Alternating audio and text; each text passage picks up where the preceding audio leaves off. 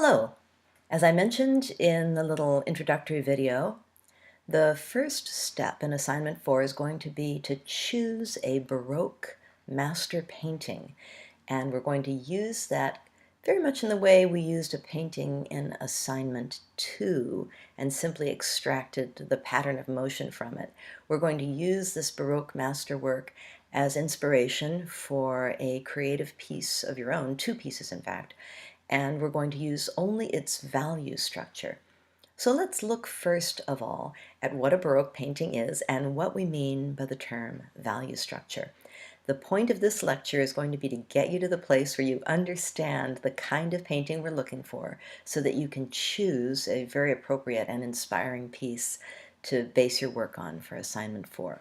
So we're going to look at Baroque painting first, and then we're going to look quickly at the assignment just as an overview so that you can see where you're going with this painting. So the Baroque is a European cultural movement that began about 1600, continued for about 100 years into the early 18th century.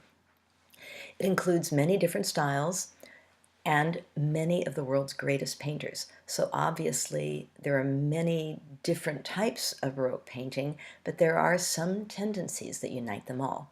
Baroque painting is typically dramatic, typically very rich in color and value, a full range of value from black to white usually, often with lights and shadows that are almost theatrical in their intensity.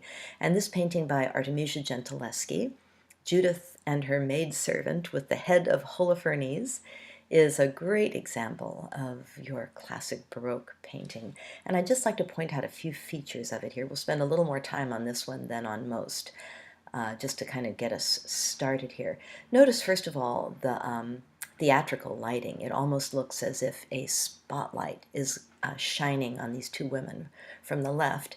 And you'll notice that Judith has her whole left side very, very brightly outlined against that dark negative shape.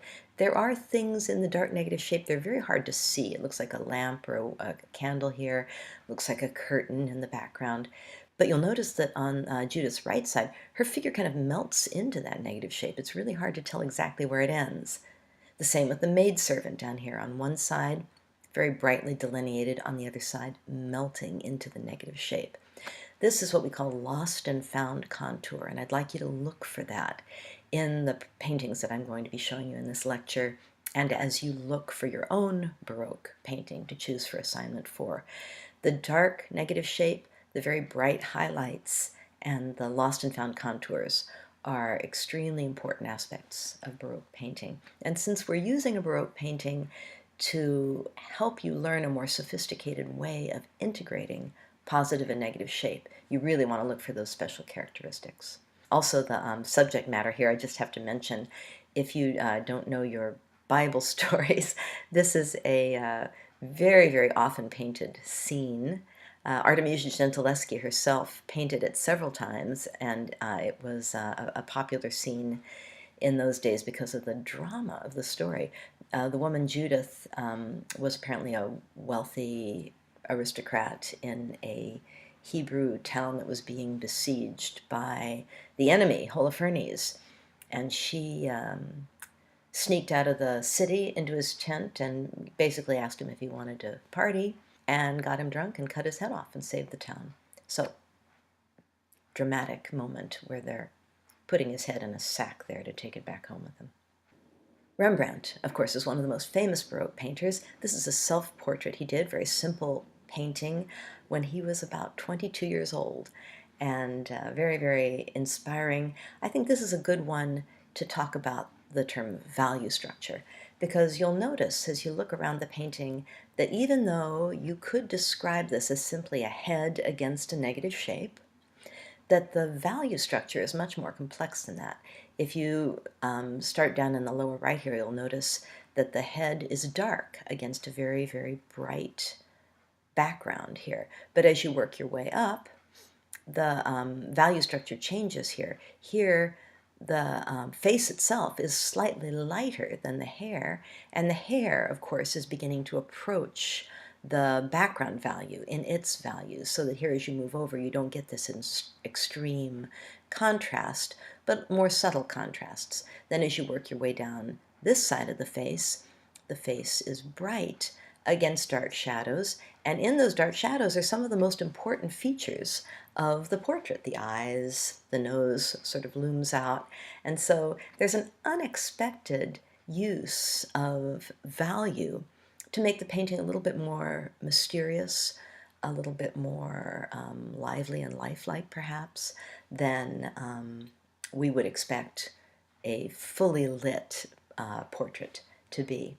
So this is what I mean when I talk about value structure, the use of value to integrate positive and negative shape and to lead your eye through a painting, convincing us of the three-dimensional forms that are depicted. The technique that Rembrandt used over and over again, and you'll see this in many Baroque paintings, we call chiaroscuro, chiaro, an Italian word meaning light, oscuro meaning dark, and the meaning of this is that very, very bright highlights, like here, for example, are picked out of a darker background. This painting, again, a very famous one by Rembrandt, much more complex. This is called the Night Watch, and there are a couple of figures here that are picked out by a bright light, this figure in particular, and then this rather mysterious young girl or woman here, somewhat in the background, seems to be quite a different sort of a figure from all the gentlemen here that are wearing hats, but almost picked out as if by a spotlight, by a light that it's very, very hard to account for in terms of any kind of natural lighting. The figures in the background are melting into the negative shape with, again, bright highlights here and there, picking them out and keeping them from disappearing completely into that dark background. So this is a great example of chiaroscuro, and also the lost and found contours and the dark ground that are real characteristic of Baroque painting. One reason I'm showing you these Rembrandts is to help you get a feeling for how simple and how complex Baroque painting can be. The previous painting, the self-portrait, would probably be too simple for our purposes. The Night Watch would probably be a little too complex. I'd like you to look for a painting that has 2 or 3 figures in it. This painting, also by Rembrandt, would be a great example of about the kind of complexity that I think will work well for this assignment. So you're going to see this kind of drama and dynamic action, of course, in most, not all, but most Baroque painters. Again here, sort of like Judith and Holofernes, in this Bible story, Rembrandt has caught Abraham just at the dramatic moment when he's about to sacrifice his son in a misguided attempt to please God. And the angel comes and stays his hand just as he's about to use the knife. He's dropping it. The knife is in midair. Couldn't be more dramatic, right? So again, the formal things that I'd like you to see here are the chiaroscuro. Look how Abraham's head is highlit in this dark negative shape. His body blends into it so that you can almost not see the body. The body of Isaac, on the other hand, is very brightly lit. Little bit of maybe lost and found contour here on the bottom. The angel, again, a great example of this sort of value reversal where the hand is light against dark, the wing is dark against light, the contours of the angel kind of blend into the contours of Abraham and the negative shape so that you see those lost and found contours occurring everywhere. If you squint at this painting through your eyelashes, almost shut your eyes, so that all you can see is the pattern of dark and light, you'll be seeing the value structure of the painting. And that's a good way to look at some of these Baroque paintings. Look at them through your eyelashes and try to just see the pattern of darks and lights almost without seeing the figures themselves. In this slide, I want, of course, to show you what a Baroque painting is not. So that dynamic action, that dramatic lighting in the last painting, here we're going to oppose that to the stability and the harmony of Renaissance painting. This painting was painted in 1635 by Raphael, same year that Rembrandt painted that sacrifice of Isaac. Let's look back at that again for contrast. And you can see that although the careers of these two giants of art and painting, Raphael and Rembrandt, although their careers overlapped and they were both working in the year 1635, Raphael is still working in the style of the High Renaissance. So look at the soft, clear light that lights up everything in this painting. There is no detail that he doesn't want you to see. There's no mystery here. He's not about mystery. He's about clarity. He's about explaining, about showing you things, about stability, right? If you look at the way the figures are massed here, I'm going to try to get a cursor to outline these, you see that there's almost an isosceles triangle here. It's a very, very stable shape. There's no suggestion that Mary is about to tip over or fall out of the frame. There's no place where her contours aren't clear, right? That's the difference between the Baroque and the Renaissance. And although Renaissance painting is beautiful, I think that there's so much that can be learned from the Baroque approach to especially light and to the integration of positive and negative space. Even when we look at Vermeer, whose painting tends to be much more serene in feeling. We don't get that strong feeling of drama and theater that we might in, say, the Rembrandts that we've looked at. But we do get a very, very different approach to looking at light, to looking at negative shape. So, for example, about half this painting is what we might call background, right? It's walls, it's curtains, it's panes of glass or tiles on the floor. It's almost a study in how light falls on those objects.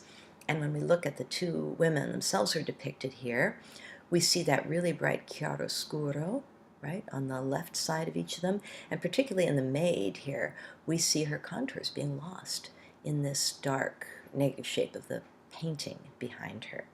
So the value range, although the subject is serene, the value range is dramatic, right? It goes all the way from pretty much black to pretty much white.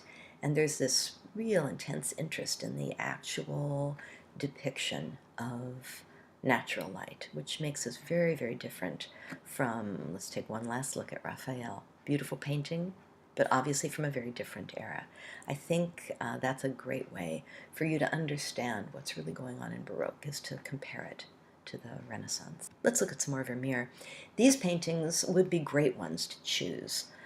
Many Vermeer paintings, even if they only have one or two figures, are so complex in their value structure because of his great interest in what's going on in the background and in the passage of light on things like walls and furniture.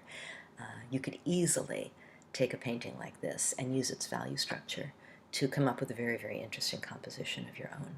This one, probably one of Vermeer's most famous paintings, Girl with a Pearl Earring, although it's probably too simple for our purposes, right? It's just one figure against a dark ground, still gives you this nice feeling of chiaroscuro. And on the right side here, the positive shape and the negative shape kind of bleeding into each other, kind of melting together, which is a really delightful characteristic of the Baroque. We're going to look at a few other Baroque painters rather quickly. Caravaggio is one of the first painters whose work we can really say has this Baroque feeling to it, although as you see he was painting towards the end of the 1500s.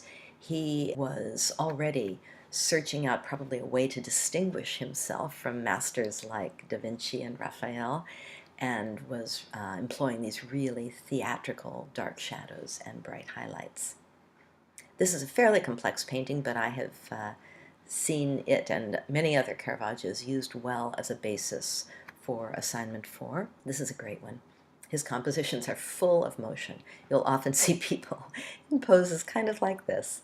And I love this one. This is the entombment of Christ. Nicodemus is taking Christ's body off the cross and getting it ready for burial. And you can see him here looking right out at us from the painting, as if he's asking us to give him a hand or move over. We can almost imagine that this body could fall off the painting into our laps. And the chiaroscuro, of course, is very evident here. The lost and found contours, there seems to be a figure here that is almost disappearing into the negative shape, and there are many places where the figures melt into that dark background. Artemisia Gentileschi, another great painter, and I want to really emphasize her because she is one of the first female painters that we really know about and are familiar with her career from art history. She had the advantage of growing up with a painter father, and so she had the opportunity to learn in his studio, to work from models, to learn how to mix paint and use brushes, and she was a very, very gifted and quite successful painter in her early life. This is commonly supposed to be a self-portrait. She loved to paint strong women, and she painted Judith, and we saw her Judith and Holofernes at the very beginning of this lecture. She painted Judith, Susanna, Esther, Bathsheba. If any of you know their Bible stories, these are women who suffered and struggled and showed courage in their stories in the Bible. This again is believed to be a possible self-portrait.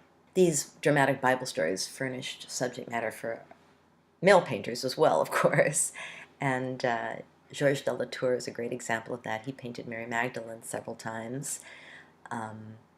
The chiaroscuro in this one is wonderful, of course. Everything, all the light coming from this source, which is depicted right in the painting. Even though this is a painting with just one figure, this one would work very well for as an inspiration for assignment 4. You can see that there's an awful lot happening in the negative shape down here, even though it's quite dim. The passage of light on the wall, the way that the books or the furniture or whatever these things are, baskets down here, catch the light is a very important part of the composition. He loved to do that single light source depicted in the painting, a little bit of a show-off that way. And of course this results in these wonderful lost and found contours where edges are very brightly lit on one side and then blend into that negative shape on the other. One of my favorite painters, Diego Velázquez, much more restrained and kind of serene or dignified style of working than his contemporaries in Northern Europe, but he shares a lot of their dramatic value range, their lighting, their lost and found contours. A painting like this would be a great one to choose. This one probably would be a little bit on the simple side, but again, I just can't resist showing you this classic Baroque composition. And squint your eyes at this painting and you'll see a value structure, which is so distinctive. This gradient in the negative shape, very, very simple, but look how that allows Velázquez to make this dark hair almost like a halo that emerges from the negative shape and then very, very crisply delineates the chiaroscuro here in the face. We then see, of course, this wonderful bright highlight white that it's almost like a pointer to the main focal point of the face, and then as the figure gets a little bit darker here as it goes down towards the edge, the negative shape gets a little bit lighter to show it off and to solidify its outlines. Just so simple, so elegant, and so Baroque. Here's a more complex composition of Velázquez, Las Meninas, the Maids of Honor. The little girl in the center here, of course, is a princess. He was the court painter for one of the Philips in Madrid, and you see Philip and his wife, Isabel, I believe, back there in a mirror. The painting that we're looking at is depicted in the painting. This is the painting itself, and here's Velázquez standing there with his palette working on the very painting that we're looking at.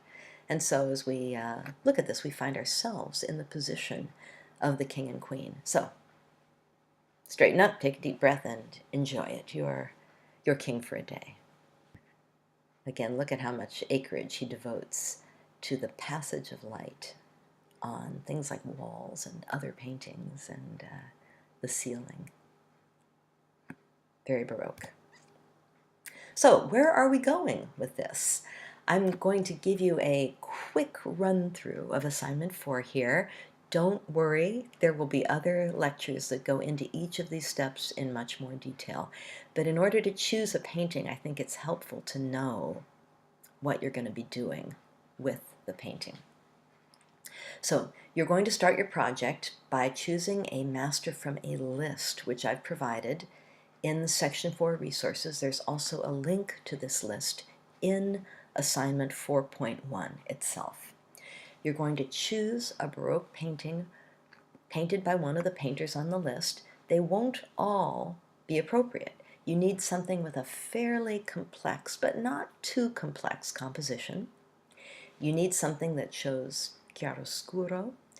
You need something with dark negative shapes. It doesn't have to be all black, but I'd like, say for example, here you really notice the chiaroscuro on the woman's face and clothing here because of the dark negative shape behind her, right? The very, very dark shapes here allow Vermeer to create this gradient and to move into the brighter shapes. Here, it's an important part of the value structure, right? So that's what I want you to look for, something that has at least this much darkness in the negative shapes. You want a full range of value, very dynamic value structure. You're going to take that painting, convert it to grayscale, and then you're going to use its value structure to create a collage. You have two options for the collage. You can either create it in Photoshop, which is what I recommend if you're willing to undergo the learning curve to get used to Photoshop. You can also create your collage physically using magazine photographs. You can cut up National Geographics and advertising circulars and whatever you need to get images that you'll piece together into a brand new composition. I think most of you know how to make a magazine collage, so I'm going to probably emphasize the Photoshop version here a little bit. If you're making a Photoshop collage, it's most convenient to make it right over the painting. You can put the painting into Photoshop and then in Photoshop layer your photographs over the painting. You can resize them to fit. You can make them grayscale. So it's once you get a few Photoshop techniques down, you may find that this is a much more flexible and expressive technique and will allow you a lot more options. So if you're going to do that, if you're going to create the Photoshop technique, you want, we're aiming for an 8.5 by 11 collage when you're done. So you want to take your original painting and distort it a little bit. And I will be showing you how to do that. It's both, the instructions are both in the assignment and in a forthcoming lecture. You're going to distort it to 8.5 by 11, and you'll see all that happened here is the lady lost a little weight. Now, using found imagery, you're going to create a new collage which loosely reproduces the value structure of the Baroque painting. And so the point of this is that you should be able to squint at the original composition through your almost closed eyes and see that value structure, and then squint at your Photoshop collage, which is going to have new images in it, and see a similar value structure. It obviously won't be perfectly identical, because if it were perfectly identical, it would look like this. You're going to be using new images. So for example, here, I took out the painting and I put a door in. The door goes all the way down here behind my figure. It doesn't stop there where the painting stops, but it does give a dark ground that I can put behind my gorilla. I put a gorilla in instead of a beautiful woman weighing jewelry, but I found a gorilla that was lit from the left so that I get this chiaroscuro down the left-hand side. It's vaguely similar. My gorilla has a hand over here and my lady does not, but obviously it's not going to be exactly the same, right? I'm getting a vague idea. I'm being inspired by this dark figure lit from the left with my own dark figure lit from the left. There's a wall here. I can't use anything from the painting itself. I need to replace every image, and I replace that wall with sky. There's a window here. It's darker against the lighter wall. I replaced that window with a sort of an obelisk or tower that I found. There's a table here with a bunch of stuff on it. I replaced mine with a wood stove with a bunch of pots and pans on it. My wood stove happens to have some very, very bright panels on it. These don't fit very well into the value structure, but that's okay. You're loosely reproducing the value structure. If these panels bothered you in Photoshop, it would actually be very, very easy to darken them. But I haven't done that because I want to give you the idea that you're reproducing the value structure loosely. Now, what I didn't do was look for another lady, another table, another painting, another window. I would like you to have some fun with this. Don't try to reproduce the subject of your painting at all, but think about a concept that you would like to bring to this piece. We'll be looking at how you might pick your images, different options you might choose for the conceptual message that you'd like to use here. You might want to make this funny. You might want to make it surreal. You might want to make it autobiographical. You might want to illustrate your favorite fairy tale, or you might want to make it political. There are many, many directions that you could take this collage. The important thing is to realize that you're making it your own. The only thing that you're taking from the original composition is its value structure. That's 4.1. 4.2 is to render this collage in Illustrator. If you've made a physical collage, you're going to scan it and place it into a new A3 file that you're going to open in Illustrator. If you've made a digital collage, as I did here, you again will save it as a JPEG in Photoshop and then place it into your new A3 file in Illustrator. This is a very quick run-through of what's going to happen next. Don't worry, we'll go into it in much more detail. You're going to then create a new layer and use the pen tool to trace the major shapes. These will become the framework of a much more complex rendering.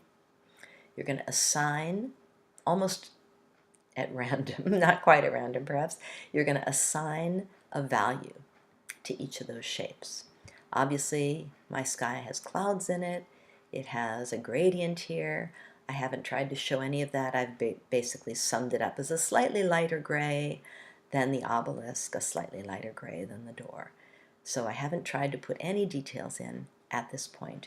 You're going to use these basic shapes. I'm recommending 6 to 12. I think I have 2, 3, 4, 5.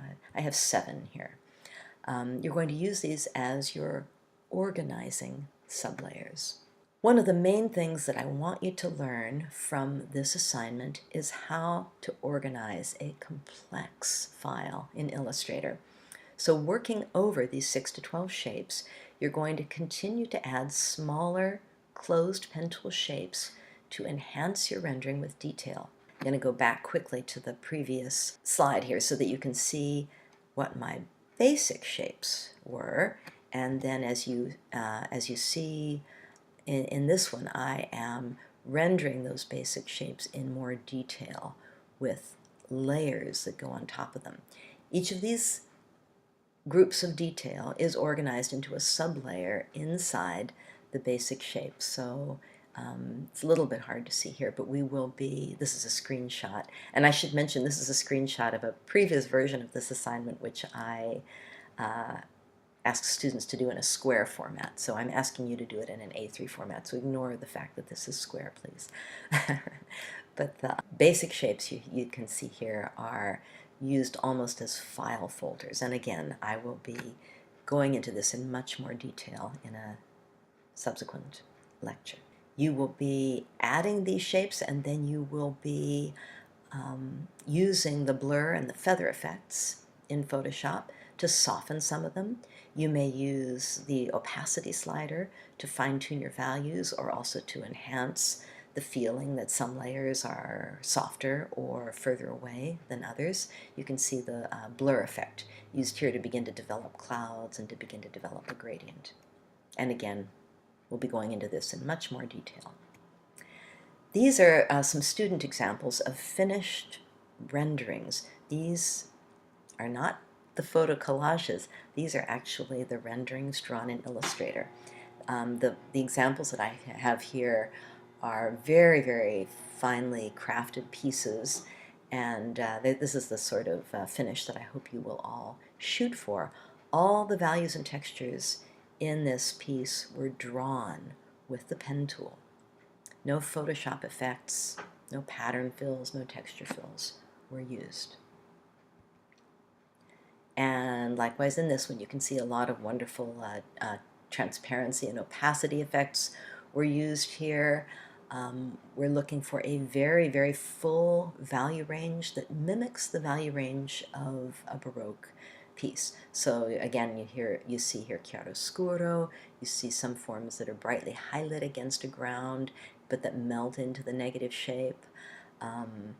Lots of middle grays, as well as going from almost white to almost black. I should emphasize that you will not be using strokes on any of your shapes, and we'll talk more about that as we go along.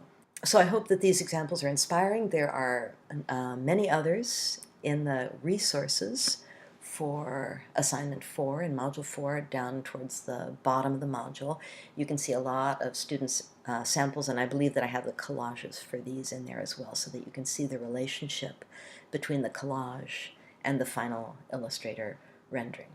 So I hope that gives you what you need to choose a painting. That is your first step. Familiarize yourself with some of these Baroque painters.